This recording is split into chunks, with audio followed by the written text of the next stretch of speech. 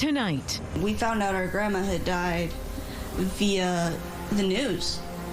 In their country. A Winnipeg family struggles to find answers after a devastating bus crash in the Dominican Republic.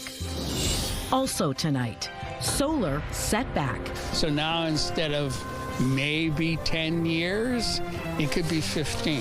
Why one Manitoba man is calling foul after his return on investment fails to power up. Plus, tired of the time change. Be the last time we change it. Don't change it. Leave it the way it is. After BC's decision to stick with permanent daylight saving time, is Manitoba any closer to following suit? CTV News. Live from downtown Winnipeg with Marilee Caruso. Good evening. Thanks for joining us. We begin tonight with an update to a story we brought you last night. The security guard seen on video assaulting a man accused of shoplifting from a downtown store has been arrested, and a warning: you may find the video disturbing. Winnipeg police arrested the 23-year-old guard last night, 2 days after the incident at the Dollarama near Portage Avenue and Smith Street. He's charged tonight with assault with a weapon, uttering threats, and unauthorized possession of a prohibited weapon. That is in connection to the brass knuckles he's accused of using. Now, as we told you previously, the 46-year-old man was detained, is also charged with robbery and uttering threats. Video of the encounter circulated widely online, which eventually prompted the Major Crimes Unit to begin investigating. None of the charges against either man have been tested in court. And a tragic update to another story we brought you last night. Police say the body of an 81-year-old man was found following a weekend house fire in the Lord Roberts neighborhood. That blaze broke out late Saturday night at a home on Nassau Street South. Police initially reported one person was unaccounted for. However, after crews searched the building, they were able to find the man who lived there by himself. Police say crews had to rappel into the home from an aerial ladder in order to retrieve his body. The Major Crimes Unit is investigating, but right now that fire is not believed to be suspicious. A unit focused on funding and arresting people who breach their bail conditions is now fully operational. What we're looking for here is a data-driven solution, one that focuses on those who are the most high risk for public safety. The Winnipeg Police Service Bail Compliance Unit began operation in December. It's made up of 12 police officers who monitor and enforce bail compliance. A priority is placed on high-risk offenders. Since the December 15th, the unit has conducted 922 bail compliance and wanted person checks, which resulted in 366 offenders being arrested or having warrants issued. In speaking with the unit this week, those numbers are accelerated. The period that I'm referencing includes Christmas and New Year's holiday season, and currently they're doing between 50 to 100 checks per day. A real-time operational dashboard accessible from police cruisers allows officers to sort by neighborhood, severity of offense, and more for what officials say is a targeted, evidence-based approach. The province has allocated $3 million to support the unit. Well, you might want to go to bed an hour early Saturday night as our clocks spring ahead to daylight saving time. But it will be the last time people in BC do it, as that province is moving away from the seasonal changes. And tonight, that has many wondering if Manitoba will do the same. But as CTV's Jeff Keel shows you, it appears this may not be our time. This weekend, Manitobans will lose an hour of sleep when we spring our clocks forward for daylight saving. I'm tired of it, actually, like literally tired. Yeah, the body really feels it. I don't like changing time. It should stay the same. Saskatchewan and Yukon have a uniform time year-round and don't switch back and forth. And now BC is making a similar move. That province will stay on daylight time, doing away with the biannual time change. And we won't have to do that anymore. So should Manitoba follow suit? There have been attempts in the past in this province to end the practice with various legislative bills, but to date nothing has changed. And it appears Premier Wabkanu isn't interested, at least not at this time, as he says he has other priorities to worry about. I think everybody's got an opinion on it, but we only have so many hours in a day. and we're going to spend those hours on healthcare and lowering your cost of living.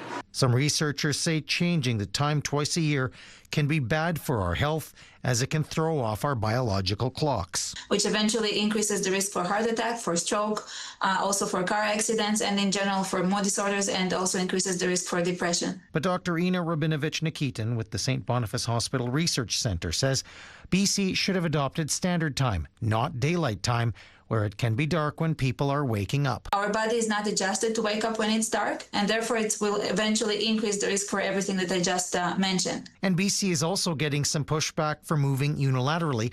The federation that represents small businesses says any change must align with other provinces and U.S. states. If you think about driving south and the time changes, it creates a headache for businesses who are coordinating shipments, trying to coordinate their customer service hours. Jeff Keel, CTV News, Winnipeg.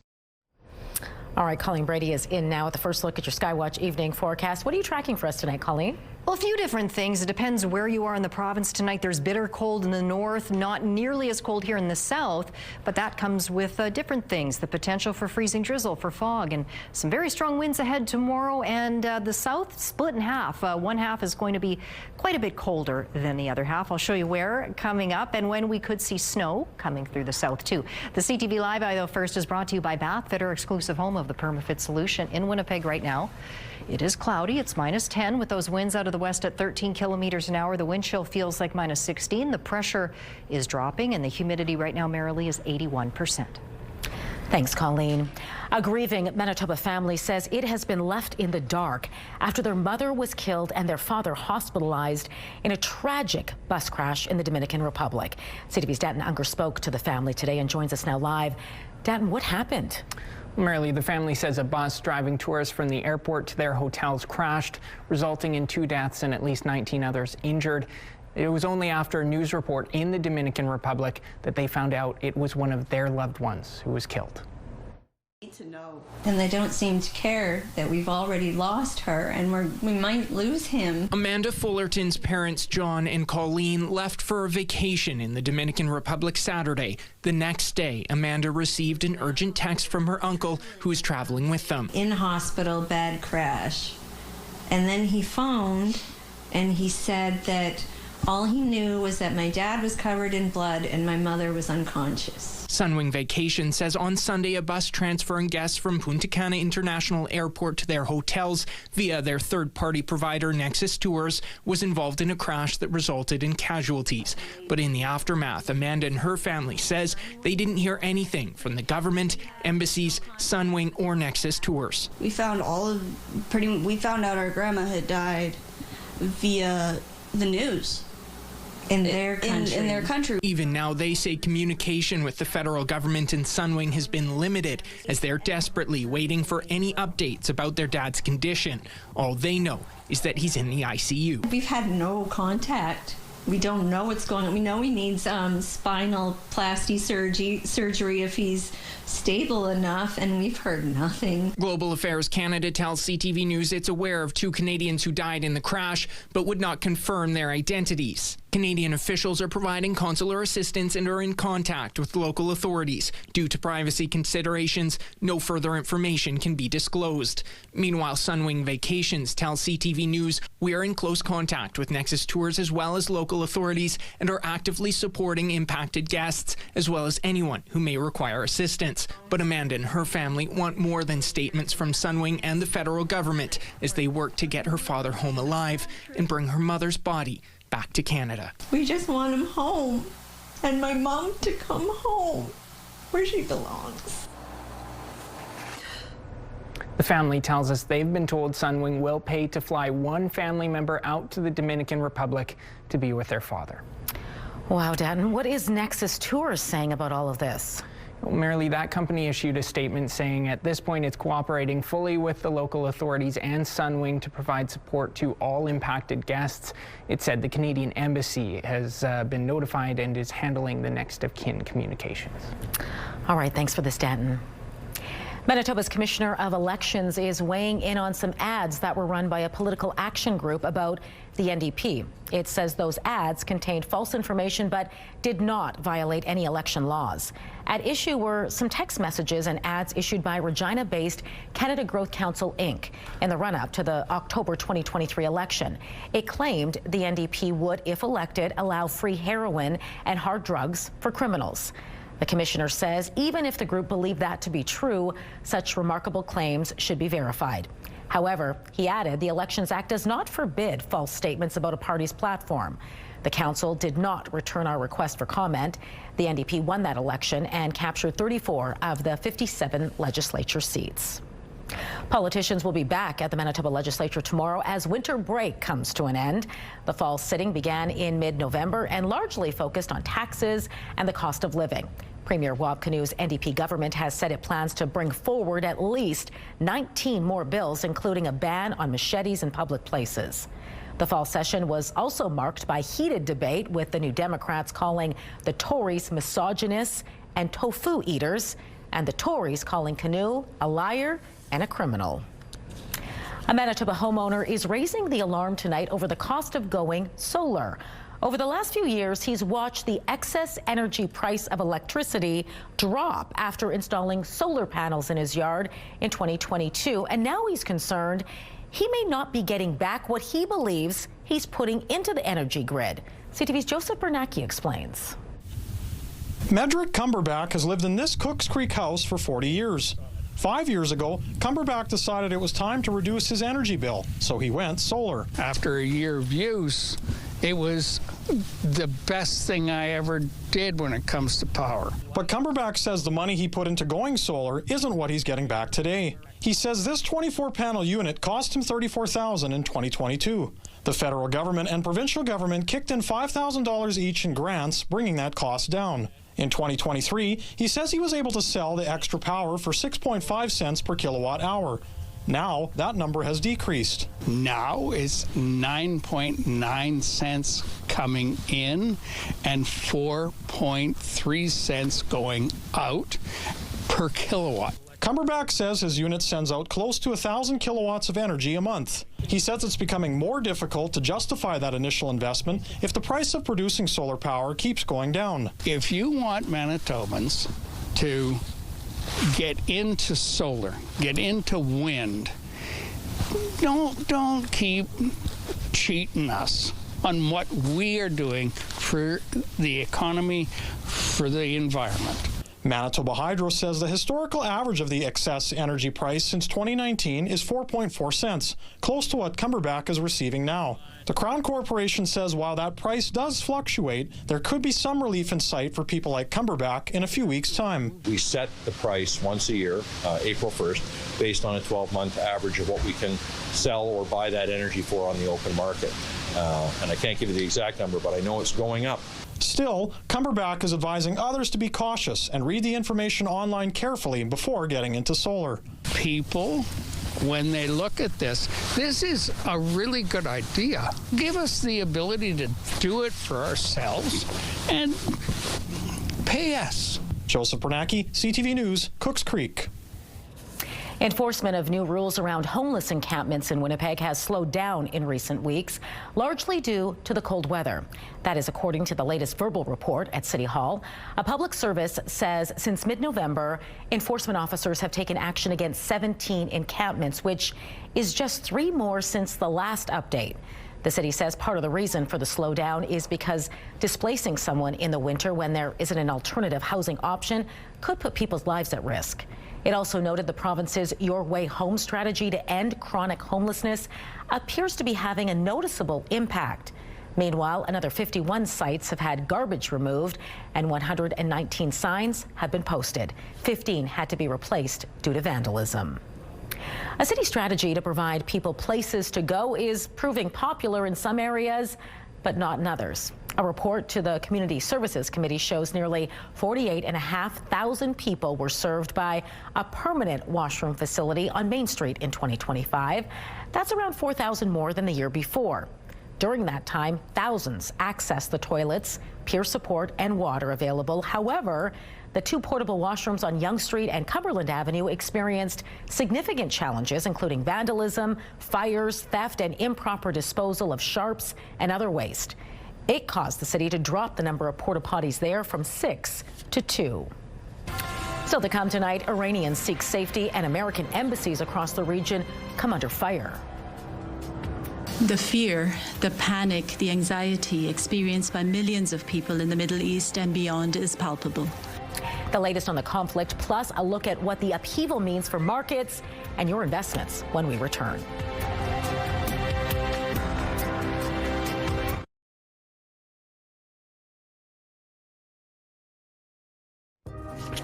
Taking a look at the markets tonight, crude oil jumped more than $3. The loonie closed fairly flat. Gold futures lost 187 points. The TSX plunged 756 points. The Dow Jones dropped 403 points, while the Nasdaq closed 232 points lower.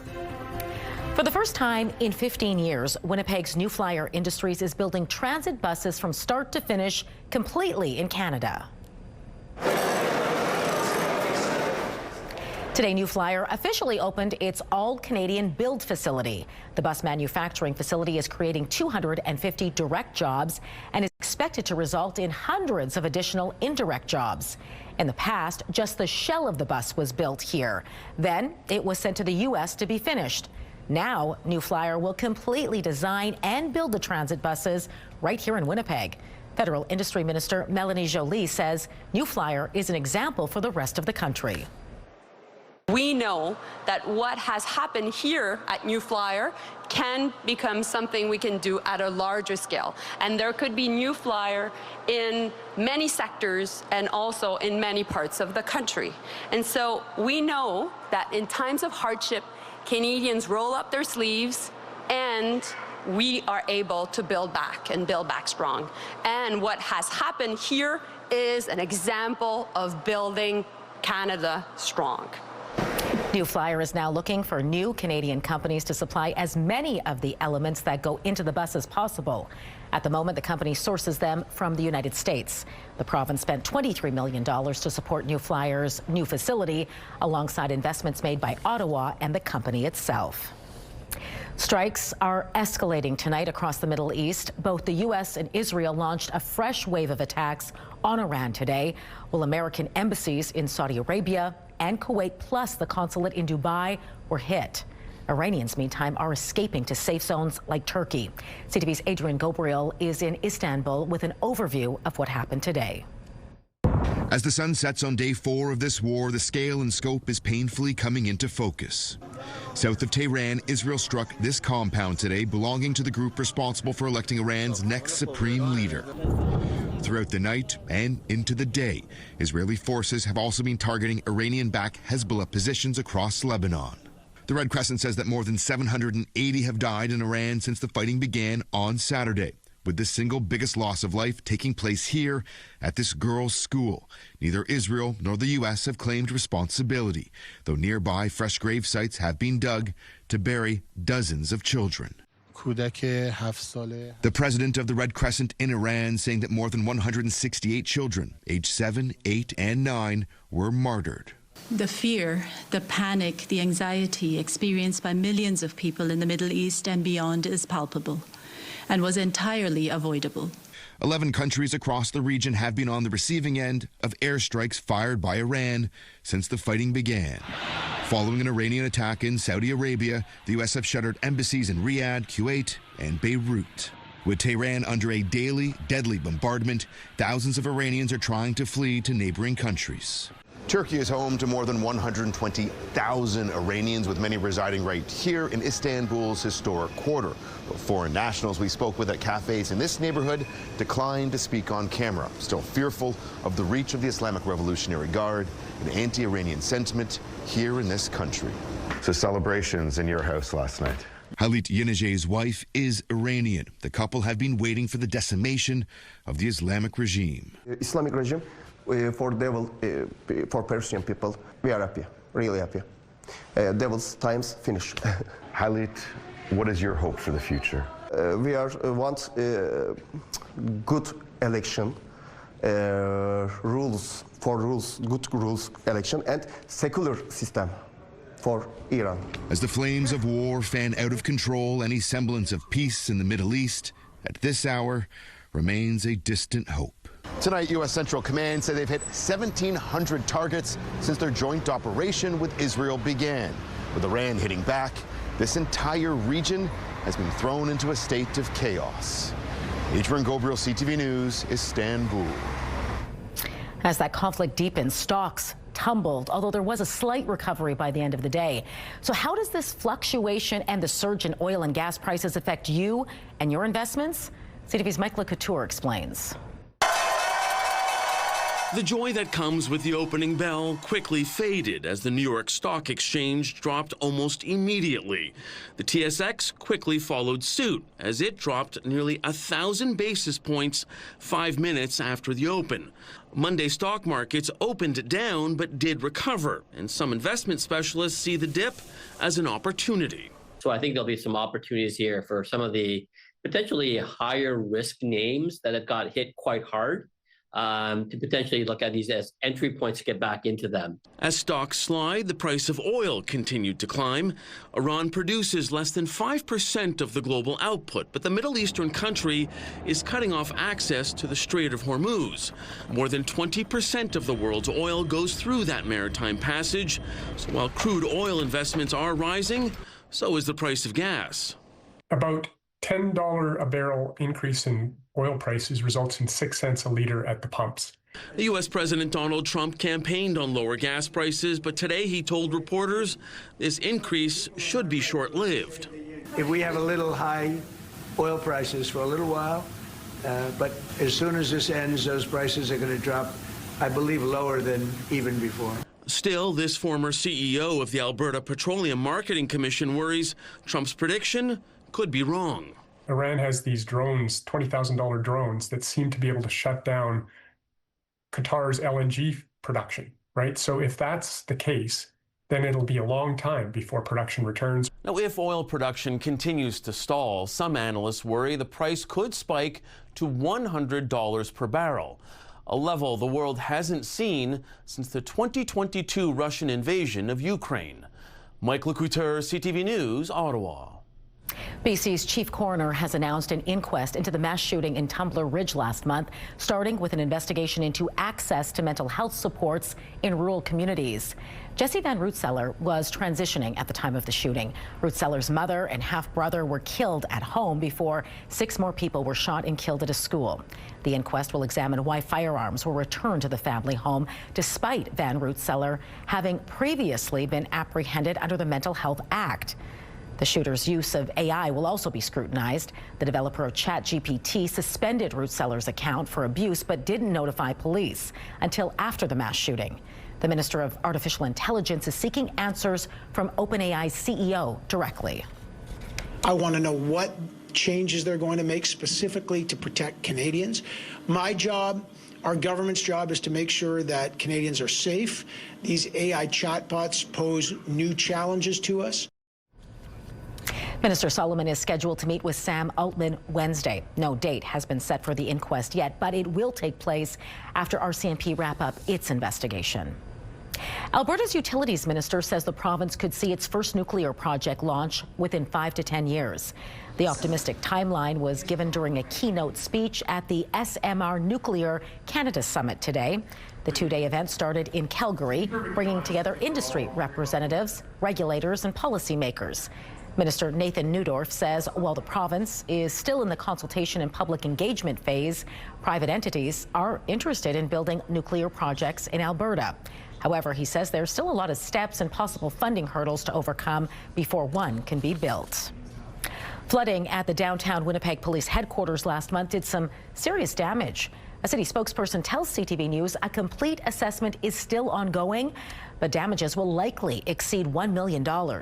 Parts of the police station were flooded on Valentine's Day after 2 people allegedly opened several emergency water supply valves in the stairwells of the adjoining building. Police previously said flood damage spanned from the 4th floor to the basement. 2 people are charged with mischief-related offenses in connection to that incident.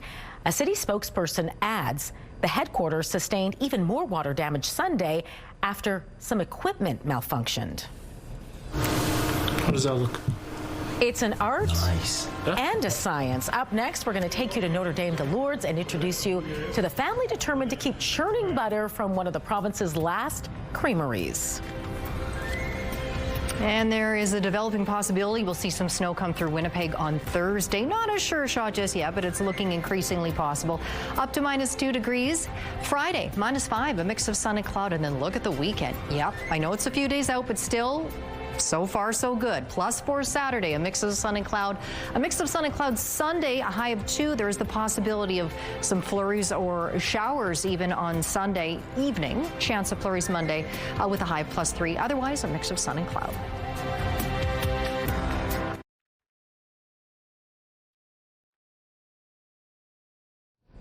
A 105-year-old Manitoba creamery is getting a new burst of life, and it's all thanks to a family determined to keep traditional butter making alive. CTV's Harrison Shin reports from Notre Dame de Lourdes.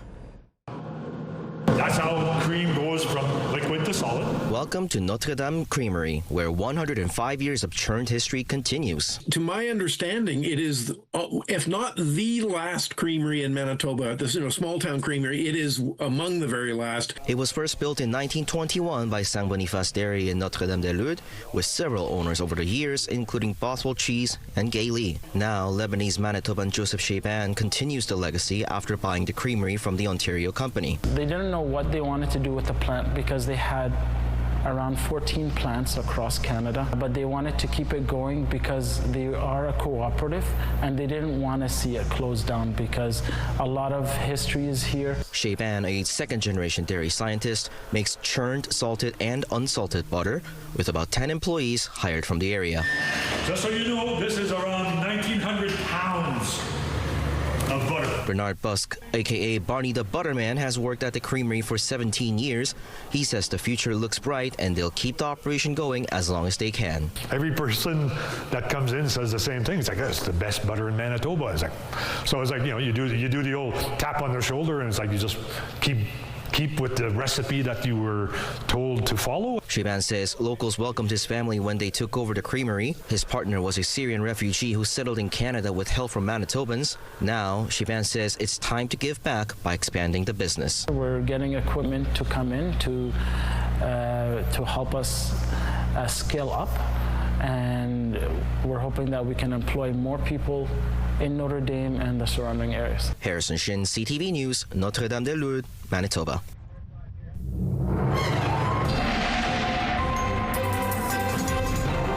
CTV Skywatch weather brought to you by South Beach Casino and Resort. Visit southbeachcasino.ca.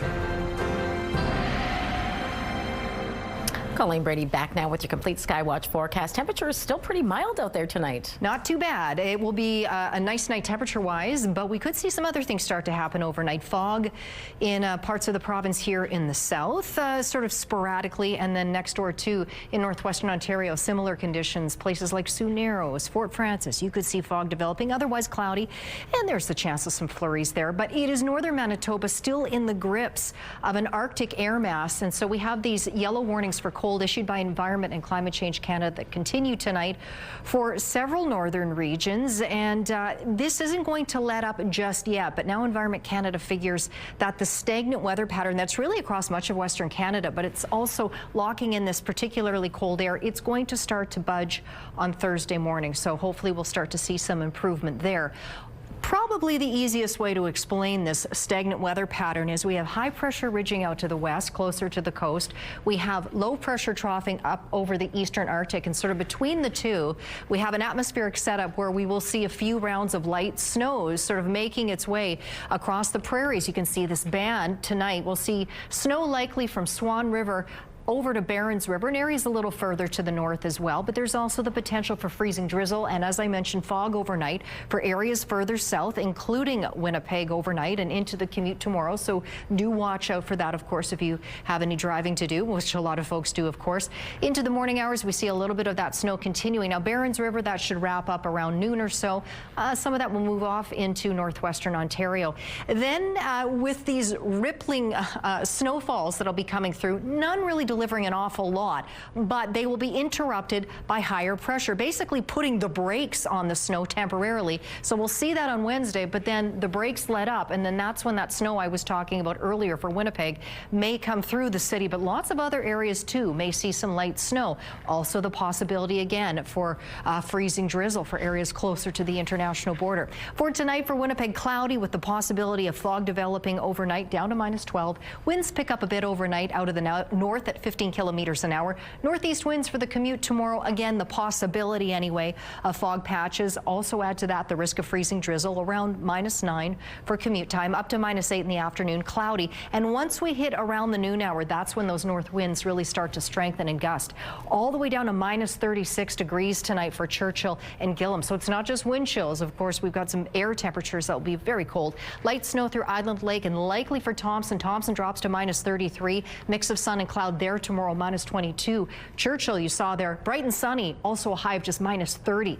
Light snow tonight for Flin Flon, OCN, The Paw, Norway House, Cree Nation.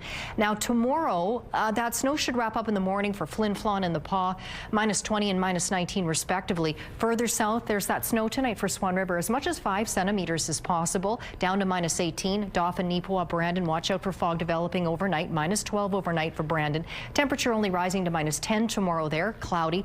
Winnipeg in the southeast tonight, watch out again for fog developing overnight. Overnight lows between -12 and -13 for most areas, and then tomorrow cloudy, -8 for us here in the city, but you can see up to +1 in Sprague. And in northwestern Ontario, fog tonight around Fort Frances, cloudy around the region tomorrow, up to 2 in Fort Frances, but can you see considerably colder for Kenora and Dryden, but closer to normal temperatures. This photo was taken by Stephen. He was out walking his dog yesterday afternoon, about heading into the sunset hours out at the Leap, so into early evening. And this photo is from Trevor. Now, this was a few hours before the eclipse early this morning. It was pretty cloudy across the province, so tough to see. But you see that little cloud opening there, and he caught that cool photo. This was here in Winnipeg. Send your pics to winnipegweather@ctv.ca. Thanks, Colleen. It was an all-Manitoba matchup this morning at Montana's Brier in St. John's. Matt Dunstone managed to keep his streak alive, posting a 6-3 victory over Braden Calvert. With the win, Dunstone now improves to 4-0, while Calvert is sitting in the middle of the pack in Pool B with a 2-2 record. Both teams are back in action tonight. Dunstone is taking on Alberta's Kevin Cooey, who is also undefeated so far. Calvert, meanwhile, is facing off against the team from Yukon. The Winnipeg Jets return to Canada Life Centre tonight to kick off an 8-game homestand. It comes after a rough road trip where the Jets notched 1 win and 2 losses, all in overtime. And today, head coach Scott O'Neill admitted his team needs to step it up in the third period. You know, you can't just be good in the first 2 periods. You have to be consistent throughout the game, and that means in those third periods, those are vital points. And you know, the other night I talked about our first 3 shifts in the third period the other night were terrible, and that's the part where that's us, that's our mindset, that's our group making sure, the coaching staff making sure that we're ready each shift, and especially when we have a 1-goal lead like we did, because there's the crucial points. The Jets are nearly tied in the standings with tonight's opponent, the Chicago Blackhawks. The 2 teams tangled back in January, and that game ended in a 2-0 win for the Blackhawks. Forward Jonathan Taves, who will be going up against his former team, believes the Jets still have what it takes despite some late-game struggles. For us, the feeling in a lot of these games is that we're in it, whether we're down a goal or up a goal. Sometimes it's tough, especially on the road. You know, teams are going to have a push when they're down a goal in their own building, and we've done a good job of you know, playing in those situations and also even finding goals when we need them to try and force overtime. Connor Hellebuck gets the start in net. Puck drop tonight is 7 o'clock. The Hockey Report, brought to you by Santa Lucia Pizza. Check out the game day special. They've exploded in popularity after being found to be an effective tool in weight management. Now, a new survey is shining a light on just how many Canadians are taking GLP-1 drugs. Those details next in Medical Watch.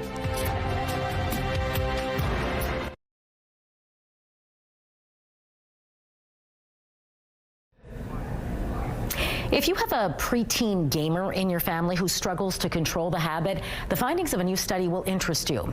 Researchers at McGill University have linked problematic gaming in 12-year-olds to mental health issues a year later. The lead author of that study, Vincent Pecan, joins me now to discuss. Vincent, good to speak with you. Thank you for having me. First, maybe just give us an idea of what qualifies as problematic gaming. You know, how can we spot it opposed to typical preteen gaming? Yes, it's important to make the distinction because a lot of young people play video games, and that in itself is not going to cause mental health problems, and I want to really emphasize that. In our study, we focused on problematic gaming, which refers to the difficulty controlling the amount of gaming. Usually that means increasing amounts of time spent playing video games, to the detriment of other activities and commitments. So for young people, that means relationships with family and friends, as well as schoolwork, and that causes psychological distress. So that's really what we mean by problematic gaming. Tell us a bit about how you conducted this study. How did it work? We analyzed a large cohort from the US composed of over 6,000 pre-adolescents who play video games. They were aged 12 and 13 years old during that study. And we examined the association, the statistical association between their level of problematic gaming and the subsequent levels of mental health problems. And we also looked at potential, what we call predictive factors, so aspects of the kid's environment that could potentially reduce that risk of problematic gaming and mental health problems. The goal being to better understand how can we protect the mental health of young gamers. What did you learn through this study? What is the outcome of problem gaming in preteens? So in this study in particular, we focused on one kind of mental health problem, which is what we call psychotic-like experiences. So that's a range of experiences like paranoia, unusual perceptions, kind of like hearing voices that are on the spectrum of psychosis, but that don't necessarily constitute a chronic psychotic disorder like schizophrenia. And they are actually quite common, especially in context of stress, social isolation, and during adolescence. And we found that among this large cohort of gamers, the small minority who exhibited more signs of problematic gaming were at a higher risk of psychotic-like experiences the year later. And among gamers, those who had a more supportive family environment and who were in a more supportive school environment had a lower risk of problematic gaming, suggesting that being in a supportive social environment can help promote a better well-being among young people who play video games. Yeah, that was what I was going to ask you next is, you know, definitely the findings concerning. So what can parents do if they think their teen maybe falls into this category? The first thing to do is to really try to make the distinction between a normal interest and even passion for video games, which is not necessarily going to cause problem. To the contrary, because we know actually that there are many potential psychological benefits to playing games, including creativity, social connection, sense of agency and empowerment. And so we have to make the distinction. But then if we notice signs that raise concern, like difficulty controlling the amount of gaming, consequences on schoolwork, and so on, then it may be helpful to intervene. And the first step of doing that is to sit down with the child and or the adolescent and have a conversation to better understand what are the motivations for playing games, what happens in those games, and so on, because that shared understanding is really the crucial initial step before making any changes. Vincent, I want to thank you for sharing the results of this study with us tonight. It was great speaking with you. Thank you for having me.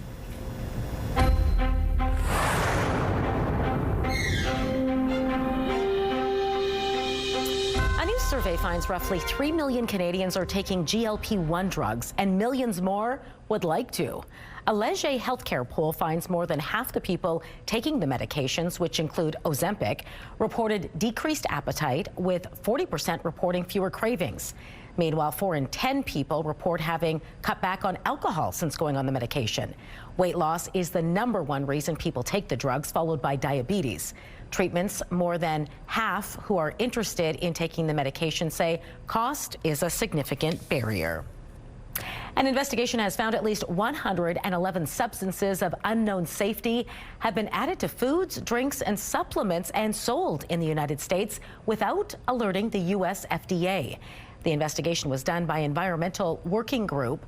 To meet American standards, companies have to demonstrate each new food ingredient is safe by providing publicly available scientific evidence. However, it's also voluntary, meaning manufacturers can self-determine their products are safe.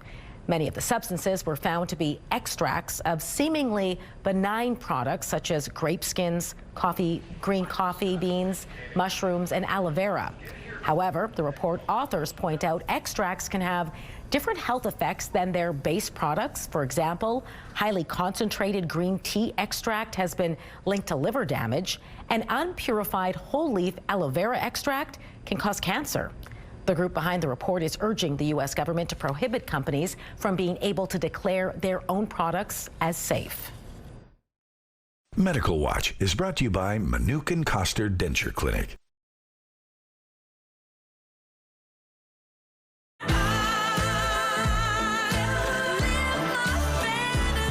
Manitoba talent taking center stage when you can catch Begonia live right here in Winnipeg. Spotlight is next.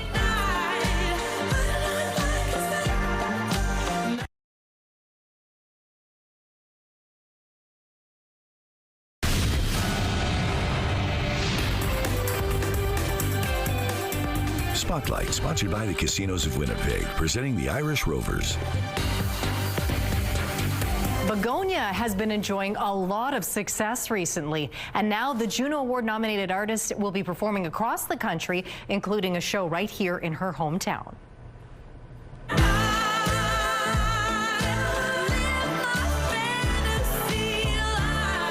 Begonia is bringing her Fantasy Life tour to Burton Cummings Theatre on Friday, November 13th. The tour is named after her Juno-nominated album. Tickets for the show go on sale Friday at 10 a.m. through Ticketmaster.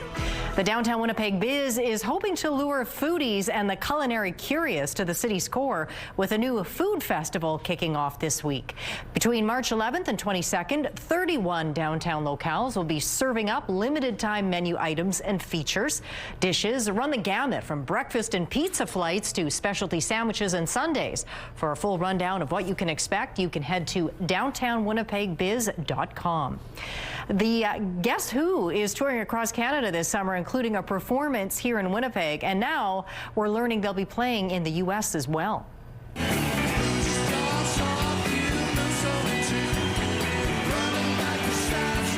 For the first time in more than 20 years, the band that wrote American Woman will tour America itself. They've added 20 U.S. dates to their tour starting on June 25th in Minneapolis. The Winnipeg concert at Canada Life Centre takes place June 5th. Last year, Cummings and Bachman received the rights to the Guess Who trademark after settling a lawsuit with former members Jim Kalin and Gary Peterson. Your primetime lineup starts at 7 with Will Trent. High Potential is at 8. RJ Decker follows up at 9. And Best Medicine wraps up the night at 10. It's all right here tonight on CTV. Still ahead, sliding into spring in style. We take you to the wild winter fun unfolding south of the border after the break.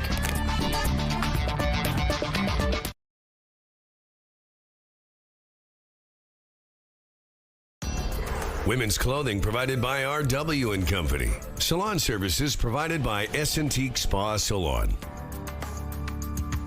Tonight, intensifying strikes target Iranian leadership. which allies Donald Trump is blasting over cooperation, plus the shockwaves hitting global energy markets. Later on CTV National News and watch on Crave. Minus 10 degrees and partly cloudy in Winnipeg. Winds out of the west at 13 kilometers an hour, enough to give us a wind chill that makes it feel more like minus 16. Actual air temperatures, well, we got to minus 8 today. The record high set 26 years ago on this day, 2000, we reached 9.1 degrees. Can you imagine? Tonight, down to minus 12. Fog likely overnight, potentially into the commute tomorrow. Watch out for that. Also, the risk of freezing drizzle in the morning. Minus 8 again and cloudy. Snow's possible Thursday up to minus 2. Back into sunshine and beautiful temperatures by the weekend. Thanks, Colleen. Well, finally tonight, some winter fun of a unique kind from our neighbors in Maine. Check this out. Over the weekend, the third and final Skijoring competition took place at the Skijoring State Fairgrounds. Skijoring is a winter sport in which a person wearing skis is pulled by a person riding a horse. The name is derived from the Norwegian word Skijoring. If I'm butchering, do you know? No, I think you're pretty close. Okay, if I'm butchering this, please forgive me. Our Norwegian on behalf of Norwegians, which I am one. I have never seen this before. These competitors are timed as they weave through a 1,000-foot course. And before we go tonight, a very special birthday in the house. The man on your screen there, integral to all of our newscasts that have happened here over many, many years, turning a very young 60 today. Barely any gray hair at all. Happy birthday, Jay. Happy birthday, Jay. Have a great night.